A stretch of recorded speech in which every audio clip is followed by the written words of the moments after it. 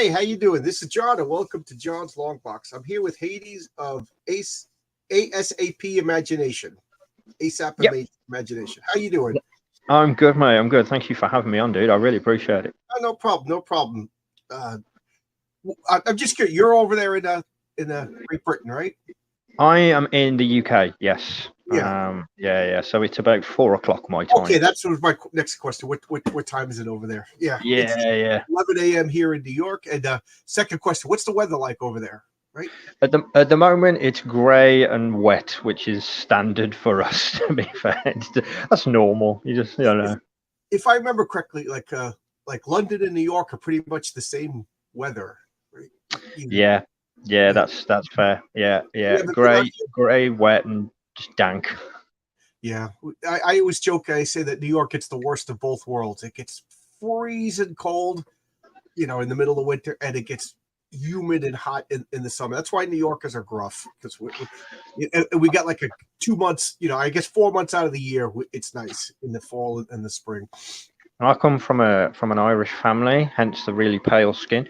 So me and sunlight, we're not friends. We don't get on. I either burn or reflect. Those are the two options. Oh, hey, Laurie. I'm my mother is Irish, McNally, and my father is Italian. So my Irish side likes to drink, my Italian side likes to eat. I was They're two good things, man. Two good things. Yeah.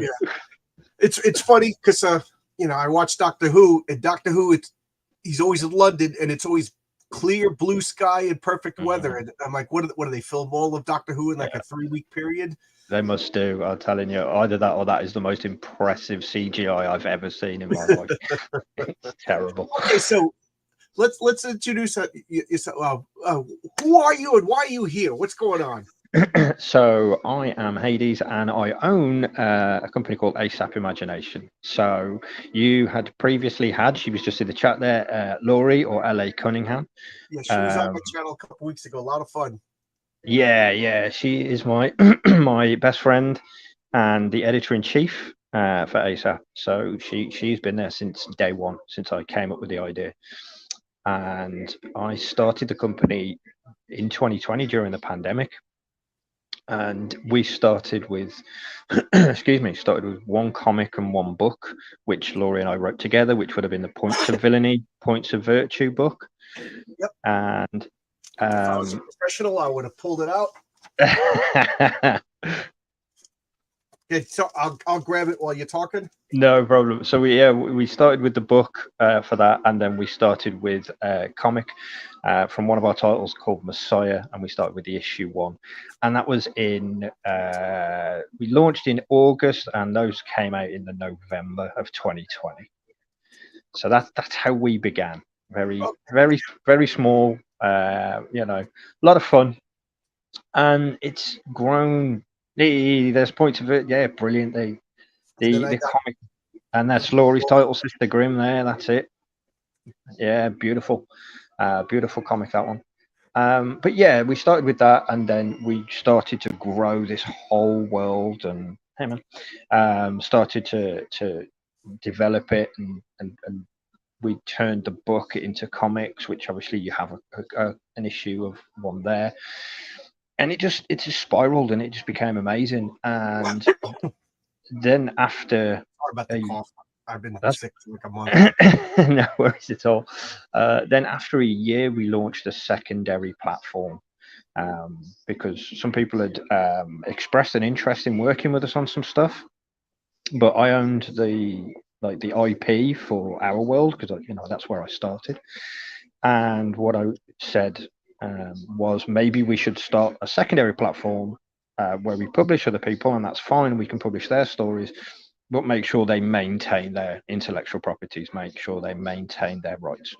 So in 2021, I launched the Anyone World, and that's where we publish and distribute physically and digitally for the creators around the world. Yeah, it's been wild, man. It's been a hell of a 3 years. Let's say that. So how did you and Lori meet up? Like she lives out in the west coast of the United States, if I remember correctly, right? She's Canadian. She's in Alberta.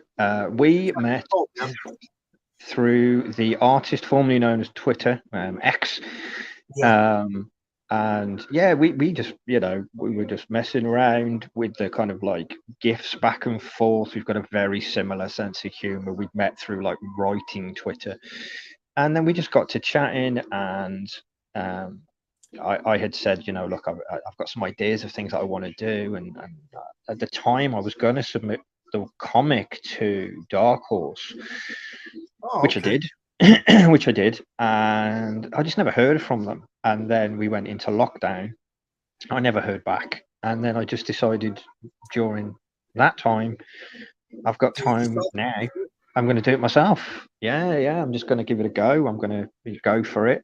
And like I said, we went from the one comic and the one book, and now we've got, hang on. So we've got Messiah, Sister Grimm, Dead of Night, Person, OPSEC, and then we turn Points of Villainy and Virtue into 2 trilogies. So Points of Villainy, the trilogy, Virtue, the trilogy, and then we've got some one-shots, things like Whole. So we've got about 8 titles now of our own stuff, and it's all like interconnected. So it's all based in one world. It all centers around this event that takes place in the sunny London that we know from Doctor Who. Yeah.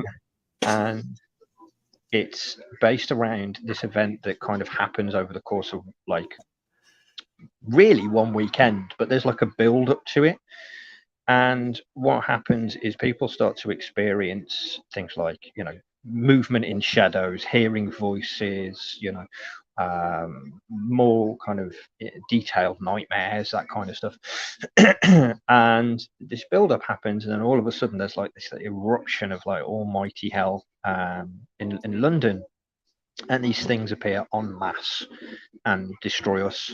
And the heroes of old, like the kind of costumed heroes that you would expect, they fall during the event. They either go missing, they are found dead, some of them have gone insane, and it really had a massive effect. But within 2 days you'd got these awful nightmares that hit us, and then these beings of light appear on the second, like again, it was only 48 hours it took. They appear and rescue us. Okay. And they take away all these monsters and ghouls and all that stuff, and then they themselves vanish, and we are left scratching our heads to what the hell just happened. And what we do is we run a timeline from the event to 3 months later, which is where Sister Grimm is based, is 3 months later. And then we go to a year later where Messiah and Dead of Night and OPSEC and so on and so forth are based. So we try to set like a whole timeline. You can pick it up anywhere, but we've mapped it out for you. Okay, cool. Is this did you and Lori come up with this together? Is this your idea? And then or is every individual writer contributing to this, or is this more like a Marvel work where it's like, okay, this is our world, and then okay, you want to do the X-Men, deal with the previous continuity?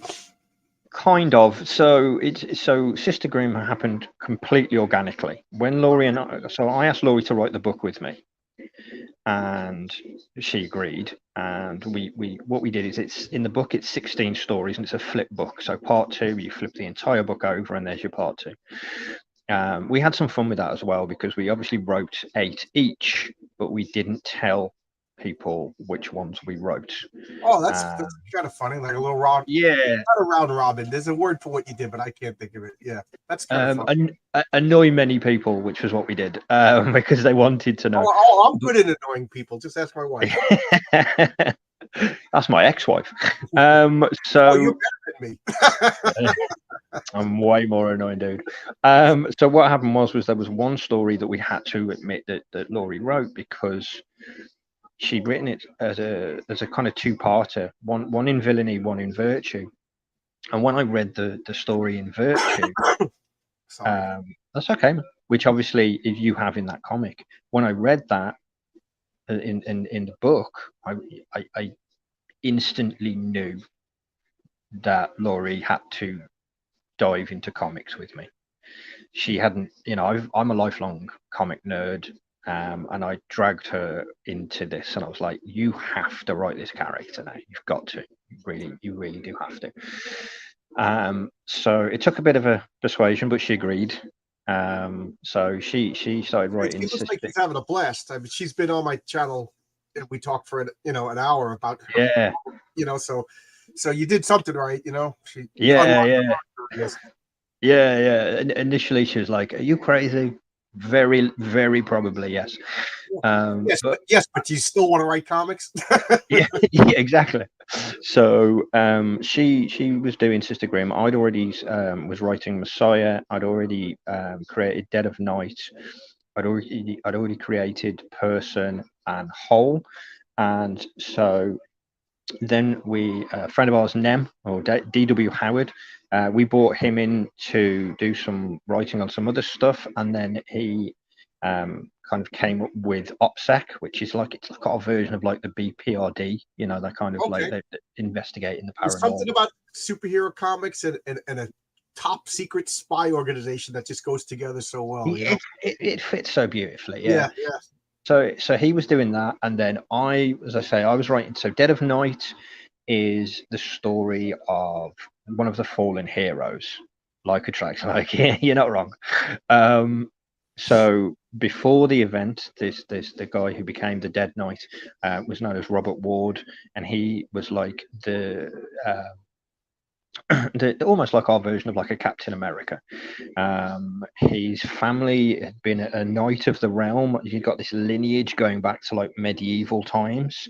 It almost like the Phantom almost passed from parent to child, and a member of his family had always been a knight of the realm. During the event, he was driven just insane. He was driven mad, and he then destroys his own family's museum, pieces together all this kind of medieval armor, and goes full on medieval vigilante on the modern streets of London. So before the event, he was a very smile for the cameras kind of guy. There he is. I really like this picture, so I wanted to make sure that we saw it. Yeah, he's great.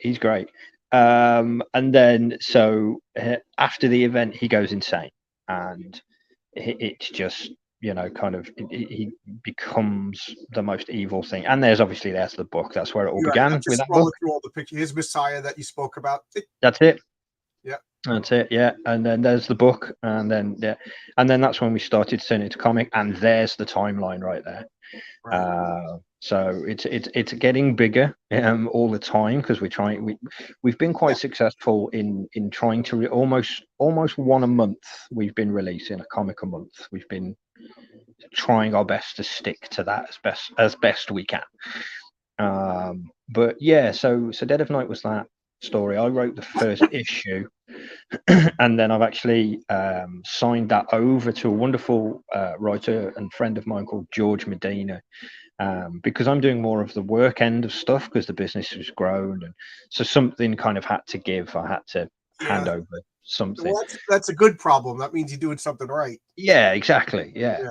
So did that, and then Messiah, I'm still writing for that one. That follows a guy called Daniel. And during said event, when all of this stuff was happening, a section of the government kind of capitalized on all the chaos, and they came out and they rounded up a bunch of people, hundreds of people, and kidnapped and experimented on them, and so on and so forth. And a year later, a bunch of these people escape, and one of them is this guy Daniel, who's a failed reject from the Messiah Project, and I wanted to give someone an ability that was terrible. So he has the ability to absorb other people's wounds. So if you've cut yourself, he can take the wound from you, but he cannot heal himself. Oh, geez. So it's that massive decision of, can I help you? Because I don't want to die. You see. So, and also because he helped a bunch of others escape. Normally, if he was to absorb if he was to absorb your sunburn, he's not going to be sunburned forever. Will he? Will he eventually the sunburn go away? Yeah, he'll Normal yeah, person? like like the way we Okay. normally would. Yeah, So he's, yeah, he's not Wolverine. He can't just touch you, take all take your exactly. wounds, and then heal right in front of you. So okay, so this is a sacrifice that he's making. Yes, exactly. So he's always covered in bandages. He's always kind of beat up and stuff like that. But when he escaped, it's known as the Level 8 facility. When he escaped the facility, he let out a bunch of these other rejects. One of them being a man known only as Foe. And Foe is recognizable by his mask. He never takes his mask off. I wanted, it's kind of my nod to that very V for Vendetta kind of aspect. But again, what I wanted to do and to have a bit of fun with it was Foe's clothes change, but the mask never comes off. So essentially what you have is the cheapest cosplay you could possibly get, because all you need is the mask. So we ourselves created a marketing campaign where you can still get it now, where you can download a Foe mask for free off the website, just get it printed out, and then put it on, take a picture, tag us in it on Instagram and hashtag friend of Foe, and you can win some digital things from us. Oh, that's pretty cool. Pretty clever. Yeah, it was a lot of fun when we did it, and I thought I'd probably get a couple of people to do it. Loads of people did it. Oh, it was wow, insane. that must be fun. Yeah. Yeah, it was great. I gotta say, you guys are pretty clever. Why can't I remember her name? But she's doing the cards. She's associated with you guys with her campaign. She's got player cards every time you buy one. Lori Calcaterra. Yeah, I knew I was going to say the name wrong, so I was waiting for you to say it for me. But she was on, and we talked, and I thought that was so cool because let's face it, comic book collectors are a little bit obsessive. So it's like I got to get the whole deck of cards, As she was talking to me, I'm like, I got to get these freaking comics just to get the deck of cards. And I don't even have the comics yet, So there you go. That's really cool. So thank you. You download the mask, you cut it out, you take a picture of yourself. Yeah, and you can win it's known as our ASAP gift pack. You guys are pretty clever with your promos, Oh, thank you so much. No, it's been a lot of fun as well, because again, we try and be interactive as best we can. So, another thing that we did in one of our comics, when we converted the book, and we did the first comic, which was Points of Villainy Part 1. What we did is we created a QR code, and I had a word with a buddy of mine called Morgan Quaid, and I sent him the 2 stories that were in the comic, and he read them, and he wrote a piece of music based on how they made him feel. Wow. And then what you do is you download, so the QR code's on the inside cover of the comic, you scan it, you download the music for free, and then you listen to the music. There's no words, so you won't worry about what you're reading and hearing. It's just mood music. Yeah, and it's that idea of feeling more immersive. I can't draw. I can't play any instruments. That would, but this is so cool. Thank you. And again, the same woman whose name I can't pronounce. I don't want to butcher Calcaterra. Yeah. Yeah. She has like little puzzles that you can solve. QR codes, and she makes the puzzles herself. That is so tough. Yeah, you guys are a clever group of people over there. Well, over there, you're all over the world. Yeah. If I remember correctly, she's the one that's on the west coast of the United States. Laura Calcaterra is in Texas. Somebody in your group's got to be on the west coast of the United States. I think it might be. That's right. And Laura's up in Canada, and you're over here. I'm in the UK.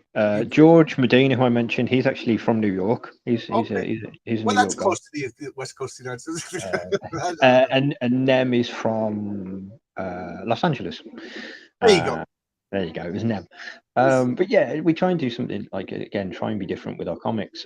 So Hole, for example, that I mentioned, that's a one shot, and the entire issue is drawn first person. Thanks, Marcus. Marcus is my moderator. He's great. This guy's always on point.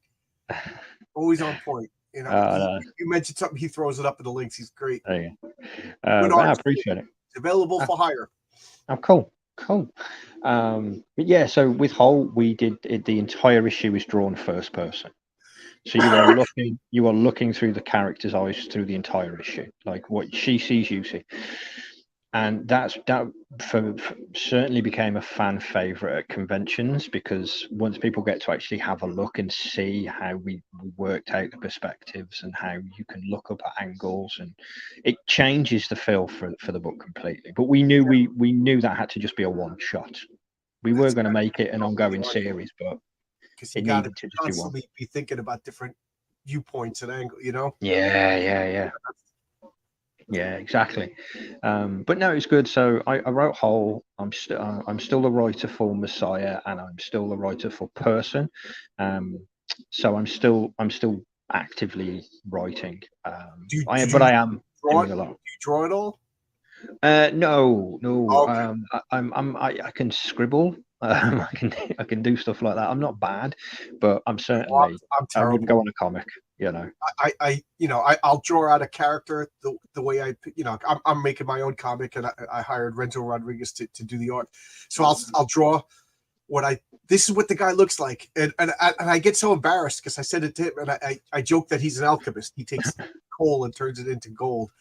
So that's what you do. You scribble something out, give it to a good artist, and then wow, that's what it would look like if I only had talent.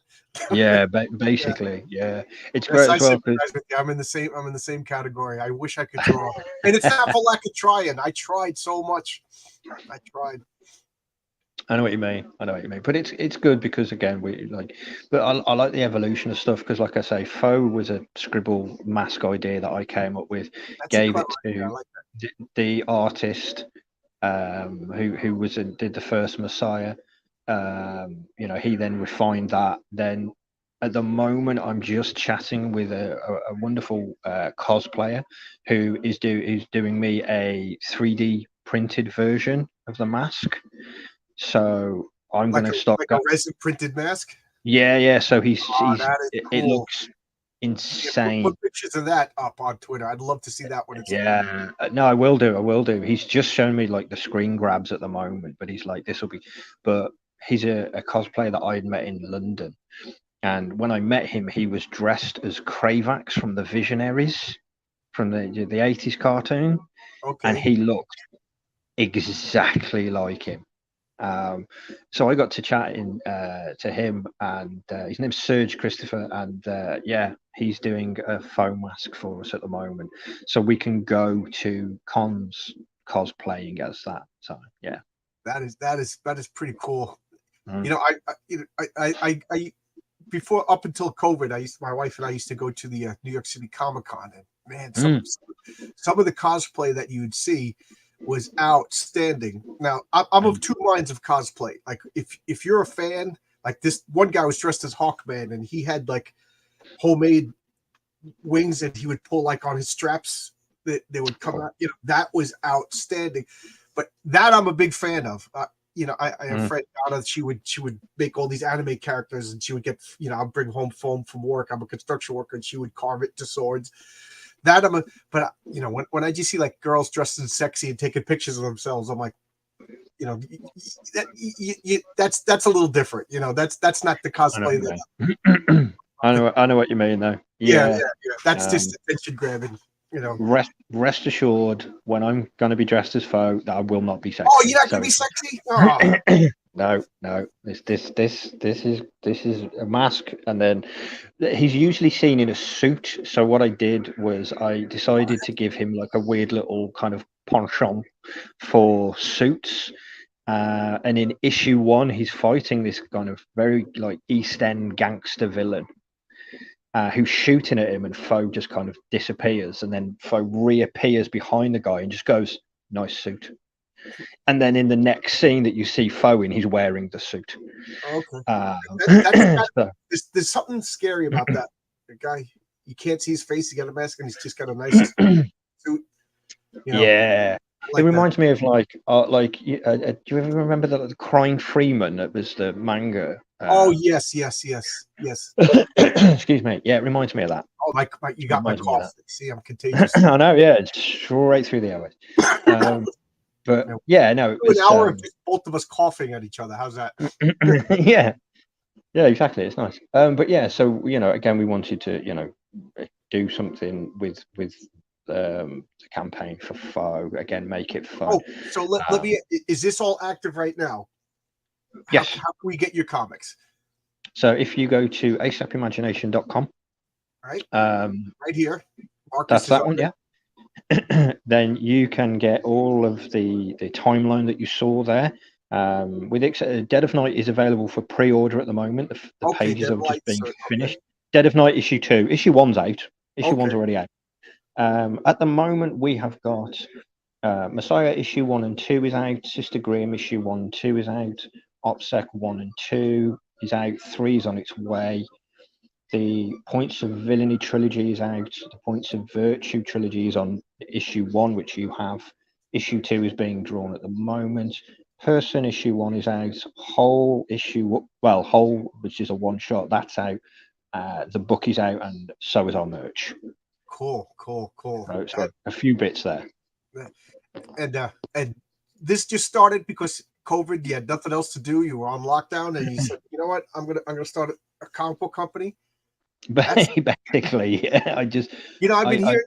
The whole world got a little depressed, so it's good to see that you did something with it. So many people just sat home and watched Tiger King, and wasted their time. Yeah, I remember him. And I kind of figured I got nowhere to be, and there's nothing I can do, so why not? I'll give it a go. Now, before that, were you a comic book creator? No, I had I'd been a published poet, and I had done stand-up comedy for about 3 years. Oh wow! But other than that, I did my day job and all that kind of stuff. But I've always enjoyed creating. What your day job was? Oh, I was just working in an office, that kind of office waller kind of person, doing all that kind of stuff. And then at night you had to do something creative. I understand. Yeah. Yeah. And I've always found joy in it. I've always enjoyed writing. I've always enjoyed creating, all that kind of stuff. Like I said, I was a published poet some years back. I did the stand-up I did for about 2.5, 3 years. I did that for, which was fun. That takes a lot of guts. My friends say I'm funny, but there's no way I'm getting up on stage and entertaining people.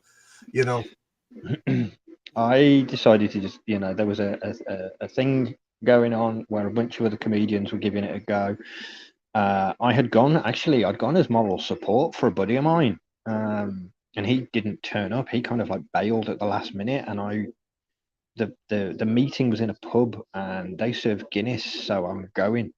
So I thought I'll go anyway, see what the crack is. Oh man, Guinness! I know you're gonna get mad at me, but I always say, like, Guinness is like a meal in a glass. It's like drinking a loaf of bread. You don't need to order food when you have a glass of Guinness. Yeah, my dad used to say it's good for you. It'll keep you going. That's why you should drink so much.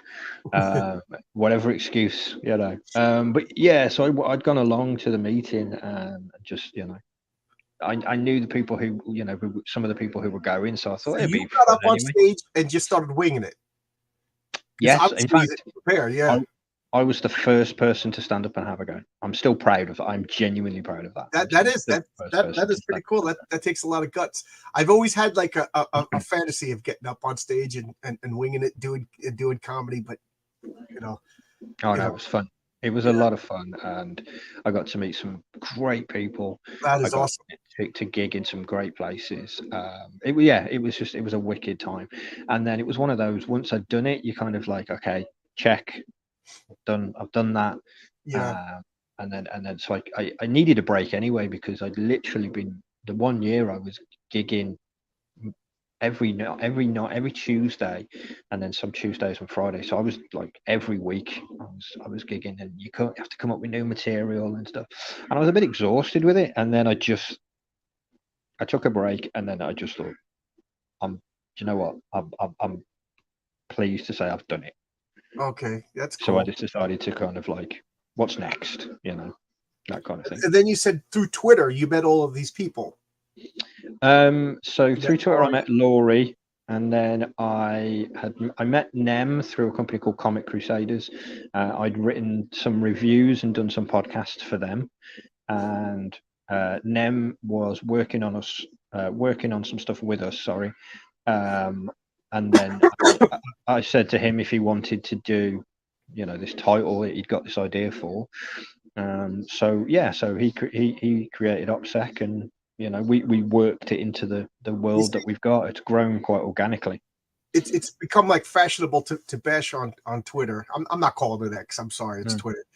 And I got to say, like, if Twitter is and the internet in general is negative for you, I kind of feel it's like that's your own fault. We kind of like create our own internet presence. I try not to engage in drama, and then you meet Laurie. I met Laurie. I met Laurie first, started talking to her, invited her on my channel. And it's been nothing but a pleasure. So I don't, people are like, Twitter is a cesspool. Well, you made it a cesspool, buddy, and then you complained and you jumped into the cesspool, started splashing, and then you say this thing is disgusting. But I met so many cool people through Twitter. Yeah. And that's it. And again, I'm the same as yourself. I'm not here for drama. I'm here to create. I'm here to meet good people. I'm here to have a laugh. Obviously, and grow my business and grow and network and do what we've got to do. And obviously Laurie's spoken to you. I've spoken to you. I'd love to get Nem on with you, George, and then if you again for the Anyone World, all the creators that are on there. What have you got? That's gonna drive me nuts. But he messaged me, can I come on your channel? And my sister had passed that week, and I said, yeah, give me a week or two. And then he never responded again. So I got to look up who it was. I wasn't saying no. It was just a bad week. No. I understand that. I'm sorry for your loss. Yeah. But there's a bunch of like creators through the Anyone World as well. There's again when we started we started with a book because we do novels and so on and so forth. So we started with a prose book, an anthology called Perspectives. I'd come up with the idea of wanting to launch with a book, and then we put the call out there and said who wants to write for this. It's all for free because 100% of the sales go to charity. Oh wow. So it's still out now on Digital People. It's 16 writers. We were very fortunate with the people who came on board. 16 people. Oh, you froze on us. Am I back? Okay. Yeah. You froze for a second. You said you have 16 writers in the book. Was the last thing you said? So there were 16 writers, and so they did it for free. The lady who edited the book, she did it for free. The lady who did the cover and the whole wrap design did it for free. And then Laurie mainly oversaw this book. And then of the 16 people, 8 of them, it was their first ever time published as well. That is pretty cool. Yeah, it was great. It was really, really good. So we launched the Anyone World with that. And 100% of sales go to something called the Dyspraxia Foundation, which is a condition. It's a condition that my son has. So it's like I best describe it without getting technical as my son his radar's off. So dyspraxia is like a motor neural function. So he struggles to coordinate his body between here and the physical. Oh, okay. So, for example, like running in a straight line is not plausible. Spatial awareness isn't the thing. Can you say that again? What is it called? I just never heard of this condition. Dyspraxia. Dyspraxia. Okay. Yeah. So, and then also things like, so for example, like coordinating writing, he can't write in a straight line, but also it affects his body. So his body has to work 10 times harder than the rest of us. So he gets tired very easily and so on and so forth. But he's an absolute hero, legitimately a hero. He doesn't complain about it. He just gets on with it, How old is your son now? He is 9. Yeah. Oh, yeah. So, but he's a tough little dude. He's my hero. Good. So So, but he so it made sense for that to be the charity. So we launched it with Perspectives, and we did a big push, and we got on a podcast, and we had the majority of the people come through the podcast. It was great. It was literally all these windows of people. And then we started to kind of welcome people in. So we had Lance Lucero with his book Bob, Non-Union Psychic, Malcolm Wong with Dog Eaters, Shane Tideman with Origins, Sima Sidhu with Meat Machine, Nem put his novel through there, The Long Game. A guy called Mitch Larkins did his novel Grave Vengeance. Christian Prosperi's book is about to launch next week. So what we do is we can go from whatever you've got to getting it published. But then what I also did was I opened it up to digital distribution as well. And I did that this year. So we do digital distribution, and now we're doing physical distribution for other people who are self-published, whether it's comics or books, and other publishers as well. So we've opened the gateway to do it for that as well. So it's. I gotta say, well, your physical comics. I didn't get your novels yet, but these are well produced. Thank that's you. one of my things. Is I'm a comic book freak. So when I got these, I'm in New York. You sent them from the faraway imaginary land of Great Britain, and they came perfect. And I got to say, the printing is excellent. Thank you. Yeah, it's funny that you said that you submitted to Dark Horse, and you didn't hear anything. I think Dark Horse is kind of tough. They publish so little, But you look at this. This looks like a Dark Horse. It's got a Mike Mignola vibe to it. So you didn't think. I keep looking at it, and then you guys are seeing a white cover. But you did. These are professionally well done, good. These will stand up. I'm not having a difficult time talking to them, but these will stand up with any other comic book company. You're doing a great job. This isn't some vanity project that you just because my cousin is a novelist, and I ordered his book, and you can see the dot matrix on the cover. It looks like the what's it, Ted Kaczynski, the Unabomber's manifesto.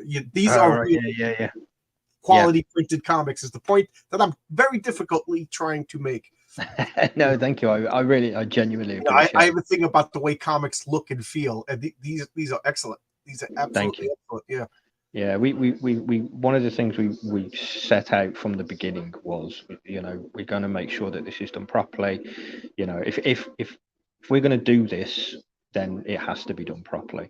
And again, I mean, we're a small team, really, because, we've got our writers for our world, but the running of the company, the day-to-day stuff is, mainly me, and then Laurie is the editor-in-chief. So Laurie does all the editorial stuff. She works with people as they bring projects in. You're doing the business stuff, and Laurie's handling the creativity, making sure. So I do the marketing as well. So I run all the social media platforms. Yeah, and you do some clever stuff. Thank you. I also I'll contact comic book shops, and I will do the emailers. I do these things called nomad tours. These are fun. So I realized nomad tours. Yeah. So I realized I was getting cabin fever because I can imagine that. Yeah. Work from home because I do this full time now. You see, so I work from home. So yeah, you work at home and you're looking at your phone all day long. Yeah. So I thought to myself, why don't I do now? The world is opened back up again, and obviously you're an extroverted guy. If you could get up on stage and extemporaneously do a comedy routine that launched into a 2-year job, so I can imagine you're sitting at home pulling your hair out, after a while. That's why I got the hat on, yeah. But I decided to do this thing where I would pick a section of the country, and I would locate all the comic book shops and all the independent bookshops within these cities, and then I would phone them and say, hey, can I come and see you? And then what I would do is I would catalog my entire journey through social media. So it would be me on the train, and then I would go to these shops. I would give these people, here's some samples, here's some stuff, here's some freebies. I'd take some pictures in the shop, and I would run it all through social media. Oh, that is cool. Yeah, and like so far, I have been to Poole, Bournemouth, Southampton, Portsmouth, London, Liverpool, Manchester, Glasgow, Edinburgh. So I've done various ones throughout the last couple of years, and it's so much fun. I just literally, I'm like, when people hear the Littlest Hobo theme on my profile, they know it's time. Okay, Uh, so I'll do a little post with the Littlest Hobo theme, and off I go. And I go and visit all these that is great cool. shops. That's again, you coming up with little clever, sideways things to do things, which not the typical, I'm just gonna steal some ideas from you. I'm not gonna do the play. That's fine. Yeah, you're grand. The other thing that I did as well was I added what's known as a bolt-on my phone, which means that I can make a bolt-on on my phone. So it's like on your phone bill basically, and it means that I can make international calls for pence rather than pounds. So what I do is I will ring. Ideally, I will ring about 5 shops a day across the world. Okay. Ideally, sorry, 5 to 10 shops a week now, because obviously all the other business stuff comes in. But I try and do that a week. So what I will do is while I'm on the phone to them, I'll have an email ready. So I've been ringing like New York a lot lately. I've been speaking to various comic shops across like the United States. And then while I'm talking to them, I'll have an email ready that has some freebies for them, that has some videos that they can watch. Because again, it's that thing where if you litter them with loads of the written word, they're not going to take it in, or they're not going to read it. Yeah. You're gonna send me a big long text. Yeah. You might as well not send me anything. Yeah. Yeah. So I'll be honest. Yeah. But if you send me some images, you can't but help look at them. And if the images look good, next thing you know, I'm reading, and next thing you know, I'm hooked. Yeah, you're doing it smart. Yeah. We made a trailer for Our World, so like a movie trailer that shows all the different things. It's again, if people visit the website, it's right on the top. We put it right at the forefront. But this is this website. No, this is for ASAP Imagination. Okay, that make one. sure I put up the right one. But yeah, so it's right at the top of our site there, and it's like we've kind of set it out like movie trailers, so you can watch the whole thing. And what I do is I embed that in the email when I send it, so people get a load of stuff. Now, what do you find? Are people more interested in digital or physical comics? You know what? It depends what platform. So social media wise, so for example, like we're on TikTok, and I get a good amount of digital sales from TikTok, because they're again, it's I describe it as the I want it and I want it now crowd. Yeah. Okay. Yeah. We get a lot of digital from there, whereas over on say like YouTube, because we get people who come from our YouTube channel, and say Twitter, they're more inclined to buy the physical.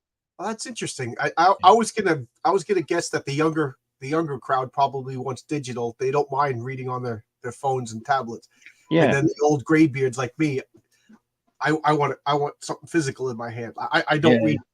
And I know this is mean, but I had a few people like, oh, I'm gonna come on. I'll send you PDFs. I'm like, don't. I'm not gonna read a comic on my phone. But it's interesting that you said it's by it's by a program or whatever it is, app. The platform, the social media platforms. Yeah. So like I say, TikTok is one where you're more inclined to get the That's digital. because us YouTubers are more sophisticated than that's what it is. Insult half your audience right there. That's fine. No, but I get again, like I understand both. Yes. And it's been again. It's like if for example, if someone has a graphic. So for example, we have Dog Eaters, right? So it's an entire graphic novel. So you can buy it as a physical graphic novel. But if you're making your mind whether whether you want this, you can download the first issue. and then you can read it. You can go, yes, God damn it, I need this. Yes. So then you can go and get the physical. We've done that with a lot of the graphic novels. So we will put out at least the first issue of graphic novels, just so you can, if you Yes. want to test the water, you can test the water. It's funny because when I first started hearing of that model of business, I was like, these people are crazy giving it. But I get Pandora and I'll hear like a song by a new band, and then I'm like, next thing you know, I'm buying a record.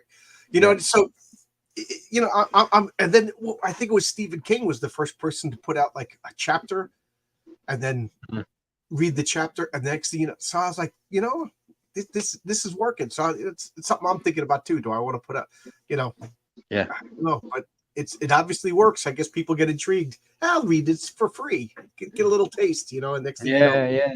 Okay, yeah. I mean, so some of our stuff is for free, but again, people don't mind paying. Say, clever with your marketing, is like I said. Thank you. Yeah, some people don't mind. They'd rather pay $2 or $3 to know that they like the first issue, and then they're willing to then pay the $20 for the whole graphic novel, or for the physical. And it, like, so for example, I have it at conventions. I did a convention in London, and what I did is I made sure that it said on the table, everything here is available on digital. Okay. And what was bizarre was that, and I put the QR code for our Linktree on my business cards. And I was like, if you want to take a business card, it's fine. If you're making up your mind, everything's available on digital. The second day of the convention, it was very busy on the table, and I was selling, and it was fine. It was, but a lot of people were asking about the digital. And before the end of the day of the convention, I spiked for digital sales, and then Nice. I looked where the digital sales were from. All of them were from London. So it was people testing the water. They'd rather pay a certain amount, they'd rather pay £2 rather than £5. Some people were just happy to buy, because they want the physical. But then those people will then become, you hope, repeat customers then at that Right. point. Yeah. That's something to think about. Pretty clever. Mm. So you like doing the conventions? You're a people person. You'll sit there behind the table and Yeah, I like to network as well while I'm there. So because obviously I grow the Any One World, so I will also head off to other tables and go chat with a bunch of people and all that kind of stuff. But yeah, no, I love kind of getting in there, and it's great because once you've got the physical, and again, like I mentioned, whole, I'll always have at least one issue of something open on the table at all times. Right. Yeah, that's and obviously it works well. People get to see the interior art, they get to have a look at it, and it's a lot of fun. About I never met an Irishman that wasn't just the gift of gab. My grandfather was an Irish, He was from Dublin, and he was a. Why did I say Dublin? He was from Plumroy up in the north, and he was a poet. He did stand up poetry, and he would, so same story, Yeah. It is a lot of fun. Yeah. Oh yeah, definitely they're fun. They are. I recently I did one a few weeks back, and it was the first. I met some great people, and from all over really, but George Medina said, one of my buddies has come over from Orlando, has actually flown over for this convention. So I met him.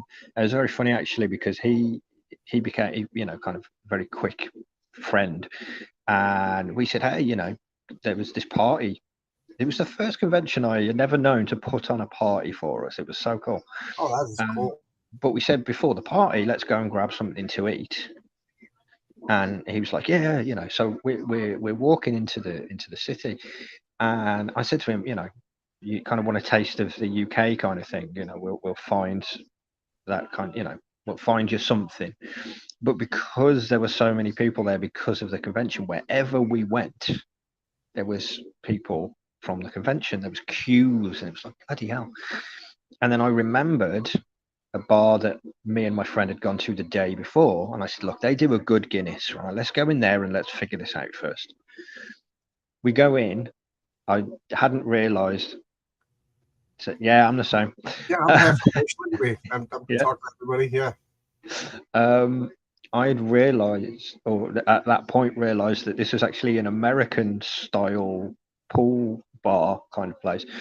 And they did serve food, and we're sat there with this guy who'd flown over from Orlando, wanted to experience, maybe a British pub or, a fish and chip shop, and we're sat there eating smash burgers in an American style bar.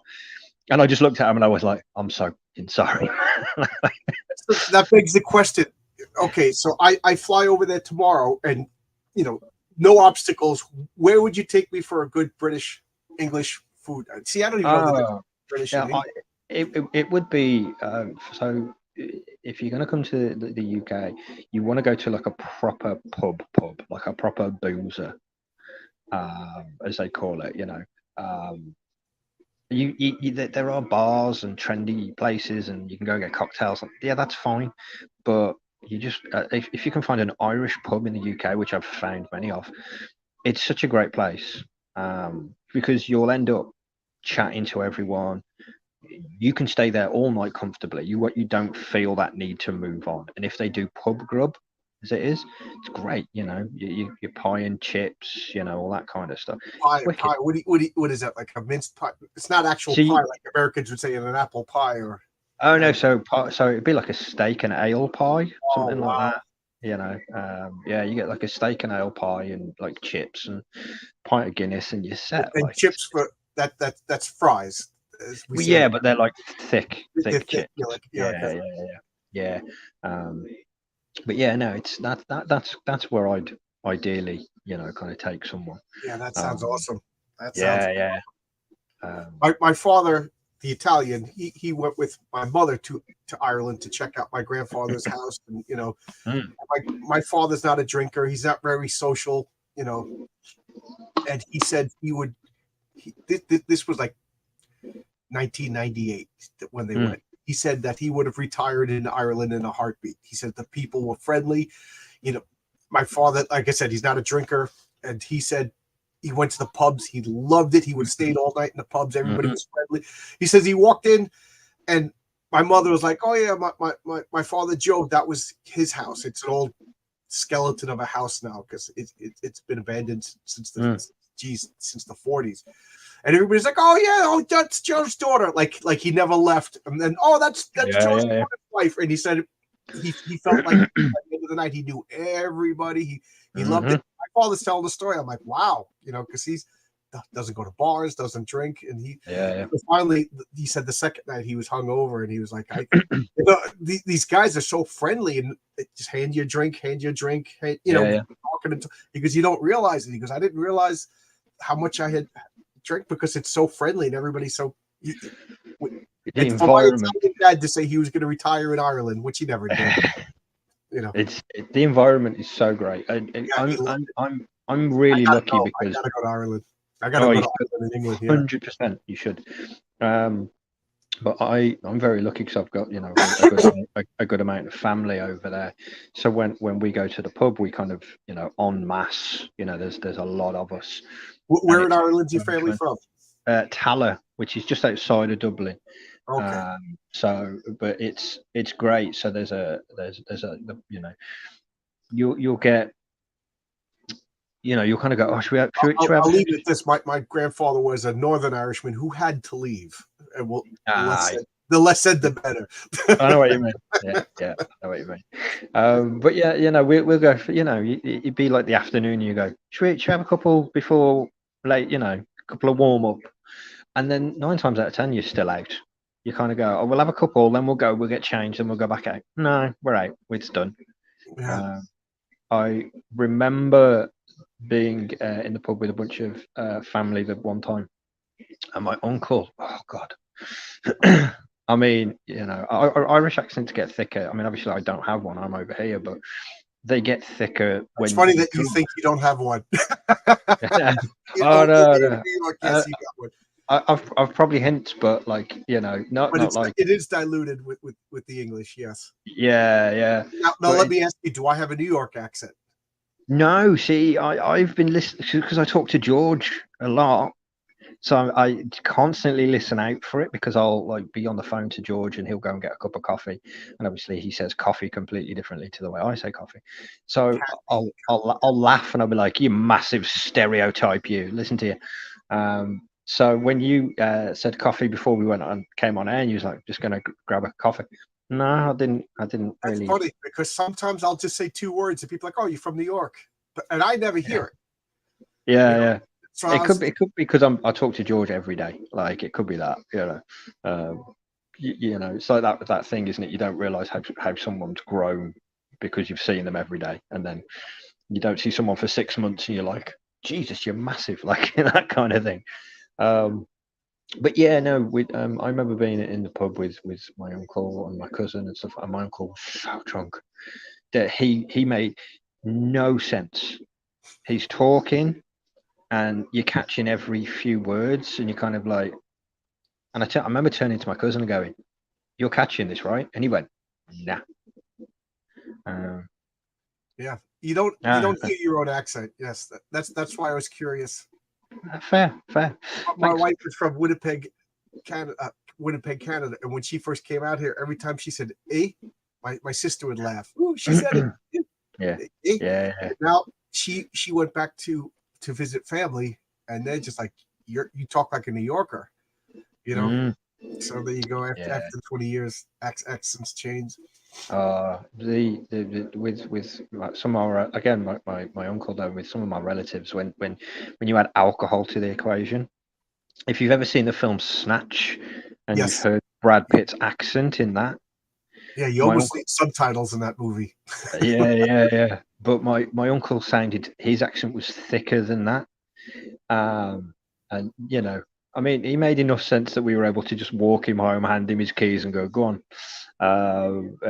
But yeah, no, it's a beautiful place. It is a beautiful place. My grandfather had such a thick Irish brogue that my uncle, when he was a kid, he didn't talk to my grandfather. So my uncle John, he just would stare at him and not say anything. So finally, my grandfather, who's a little surly, he says to my father, this is while my mother and him were dating. He goes, "What's wrong with your brother?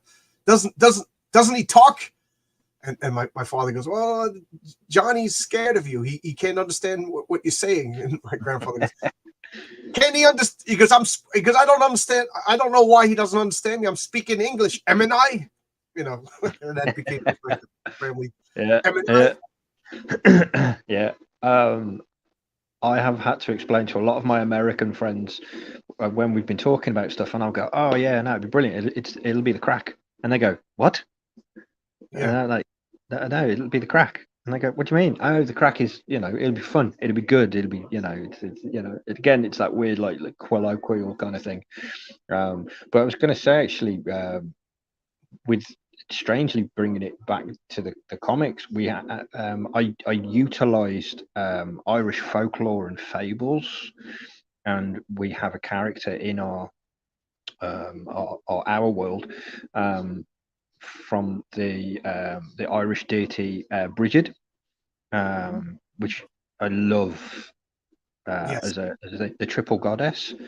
What I did was I actually tweaked. I kind of did a Marvel what they did with Thor, kind of take the Norse godman, but I tweaked it to make it that there's 3 women who are chosen by the earth, and they're each given an ability.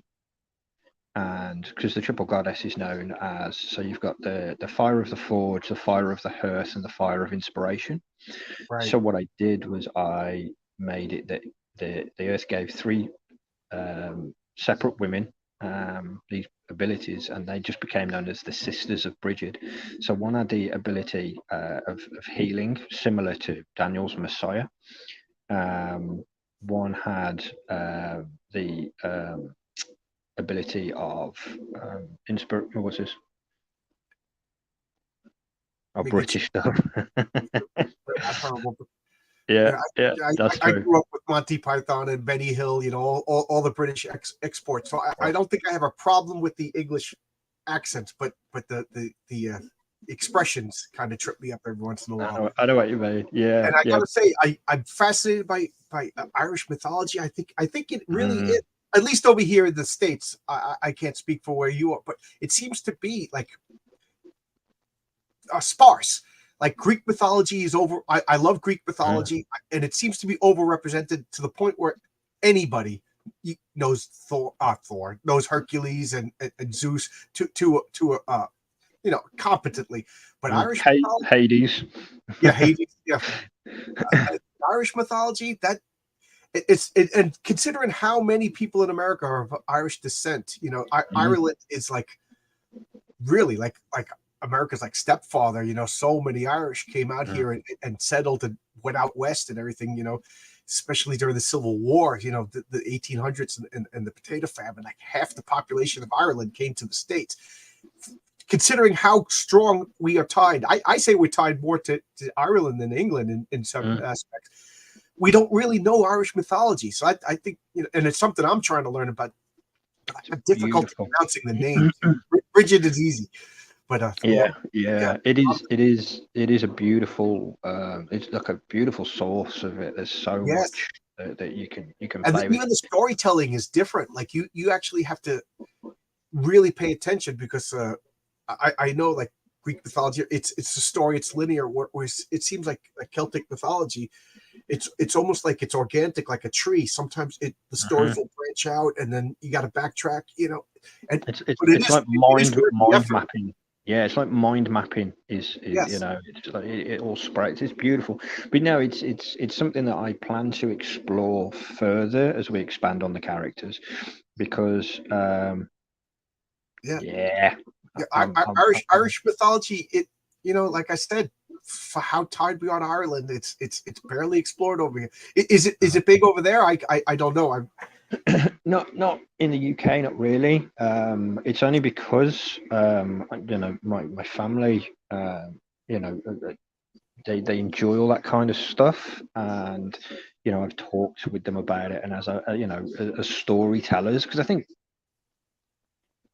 that the Irish are naturally like storytellers. Yeah, I think so.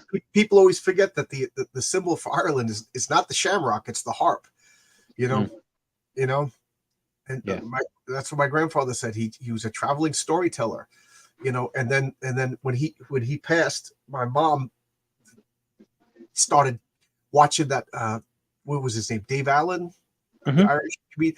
And I just remember as a kid, because this was like when I was really young, he would just sit there in a chair and he would have a drink. I'm going to assume it was a Guinness. And I remember he had one finger missing, and he would tell stories. For a little kid, I'm sitting there with my Star Wars toys in my head, listening to this guy tell stories on TV. That's how good and charming he was. And that's what my mother. That's what her father, my grandfather, did. There's a big wealth of it. I love it, and again, like I say, it's something I plan to explore. With using Bridget, because what I wanted to do with the characters, these three women chosen by the Earth, but when the three of them are together, they can merge into one being and become known as the Triple Goddess. So she takes a physical form, and then she has all of their powers. And when she speaks with three voices. That is cool. So I really wanted to explore that. And that is like a big thing in all of it. Again, I'm a mythology freak, so you're just hitting on all my buttons. But the triplicate goddess, what the Greeks Hecate, or I could never pronounce it correctly, and then even the Norse has it in the Norns. This is something that I think it's probably because we kind of forget that the Celts were all over. They were like the indigenous of Europe, and as the Indo-Europeans kind of moved, Ireland was like their last stronghold. So I wonder if that's like the oldest mythology of Europe, and paradoxically, to me at least, it's the least explored. But yet you can see seeds of it all over in Roman and Greek, even the Finnish mythologies. Again, this is one of my things: is mythology of the world. Yeah, no, I love it. I do. It's something everywhere. That's something worth exploring. And what's the name of this comic again? I'm sorry, I talk so much. I kind of No. So she's in the Messiah comic. in the So Messiah. Okay, yeah. So you will see the Sisters of Bridget in that. But again, the and story. that's you could pick that up over here in That's Imagination. that's it. Yeah, that's it. So yeah, so to kind of the three platforms. So that one is the Our World. Right, and this one we didn't talk yet about it. The ASA. What is this? So ASAP Minis. So when I launched DNE One World, my son was 6, and he really was interested in what I do or what I did. And but the problem was everything that was written was too adult. There was Right, violence or stuff like that. So I literally created ASAP Minis for him. that's great. And we launch with a kids book that is literally about my kids, because I've got 2 daughters as well. They're adults now, they're legitimate, like, grown-ups, making me feel very old. But they're one of them's in their 20s. Oh, So my daughters are I think 24 that's and great 19. I think children are like, it's funny because it's comic books, and and if you talk to anybody who's not into comic books, the first thing they think of is kids trash, and then everybody making comic books is making comic books. They're 40 years old, 50 years old, making comic books for themselves, and then neglecting kids. So I'm a big fan of all ages comics. I think comics are missing the mark by not going after kids. So that's why I wanted to push this. You're making comics for kids, which is the weirdest thing in the world to me, is that it's a market that comic book makers are forgetting about. Comics, like Alterna has a couple of kids comics that are specifically for kids. You're making kids comics, and and then people dismiss it. It's children's literature. Children's literature is important. Lion the Wardrobe is important. The Hobbit, Yeah. But this is Charlotte's Web. These are, and I'm sure there's stuff over there in the UK that I'm missing and forget. But our children's literature is important. Harry Potter. How many little kids didn't even read, and Harry Potter taught them how to read, and now they're adults now. Geez, I can't even imagine that. Kids who grew up on Harry Potter are adults now, making comics, making movies, writing their own books. So yes, I as you can tell, the coffee, or should I say coffee, is kicking in, and I'm getting excited now. But I applaud you for doing children's comics, because thank you. The story I always tell is my buddy came over with his 2 daughters, and I have a stack of comics that for kids, and here's a comic book, and they're like looking at it, they're going, what is this? They never saw a comic book before. I don't know how it is out there, but in America, growing up, everybody had comic books. And now, in America, if you're 20 years or younger and you're interested in comic books, you get manga, which is good. Your manga is quality entertainment. It's just I'm not familiar with it. It caught on after I became an adult. So I think it's, again, I'm ranting a raven about you're grand. Don't worry.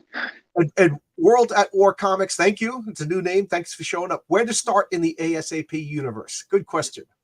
You can start anywhere you want, but most people start with the book, which is Points of Villainy, Points of Virtue. It is a double book. Or if you're not a fan of the books, then you can do the comics. There you go. Which is the first part. So no, that's the second trilogy. Oh, I gotta get the first part then, because I'm. So what we did is so there's Points of Villainy Part 1, 2, 3, and what you have there is Points of Virtue Part 1, and then we'll do Part 2 and 3 of that. So that's the best place. But again, you can start anywhere you like. It's like Star Wars Episode 4.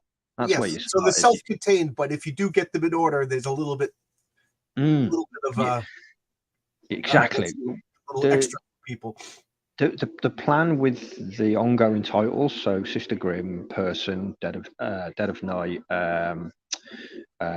OPSEC, Messiah, is we're doing 4-issue arcs. So the first 4 issues are to establish the characters within that world. Then what we're doing from that point, once we've established the characters, we'll bring out the trades for each title for the first 4, and then we're going to start crossing them over. Then we're Okay. going to start. You will see Sister Grimm, maybe in Messiah. You will see the OPSEC people taking on the Dead at Night, the Dead Knight or something along those lines. Because they all exist in the same world, and we've thrown little Easter eggs in there as well. Oh yeah, from those, that too. Like I said, comic book collectors are a little bit obsessive. So throw it in Easter eggs. I'm like, no, you gotta check it out. Yeah. We also have a live character. So he is on our YouTube channel, and he's called The Conjector, and he is our conspiracy theorist. So he's kind of like the question, from Okay. DC. And he is a character that does exist in the comics somewhere, but he makes videos and breaks the fourth wall. Again, you guys are really clever with your marketing. That's funny. Thank you. I really appreciate that. Check that out. That's right up my alley. I love a good conspiracy theory. So you're talking mythology, you're talking conspiracy theories. Yeah, me too. I love all that kind of stuff. What else? This is right up my alley. Yeah. So we wanted to kind of have him break the fourth wall, and he's talking directly to you. So we plan on having more and more fun with him in the new year. Now we've built the world up a bit. So cool. Yeah. This sounds clever. Well, I have to go. I have to be somewhere at 12:30. No problem at all. I was just informed of that yesterday. But so anything you want to say before I take us out? No. I appreciate you having me on. This is fun. This is fun. I enjoy this. Again, you said during the lockdown you created a comic book. I started going on the internet because I wanted to talk to people. Heard something negative, something positive. So we got ASAP Imagination. That's your main books. You could pick up all and there's a timeline in there. So I forget already who asked that question. You could literally look at the map and get things in order, and everything's still available, right? Yes, that's right. And then we have Networld. This is you doing other people's licensed characters. Yeah, so it's Any One World, and hopefully what I'll do as well is I'll put everyone on the Any One World in touch with you, and then maybe they can come on. Yeah. And whoever it was that reached out to me, let them know that I wasn't saying no. It was just a bad time. I feel that's fine, no problem. No worries. And this is again, I love this. You're making comics for children, which is really bizarre that more people aren't making comics. Yeah. Well, at the moment we've got a couple of the books out, sure, but the comics and a comic strip will be in the new year. So that will be cool. Like an old-fashioned news strip that you'd read in the newspapers. That is cool. That is, believe it or not, that's like a lost. That's how comics started, and now it's lost. That's cool. All right, but thank you. Good talking to you, man. I'm sorry to rush out, but I got to be that's fine. All right. No worries. Thanks a lot, everybody. All right. Cheers. Bye-bye. Thank you. Bye.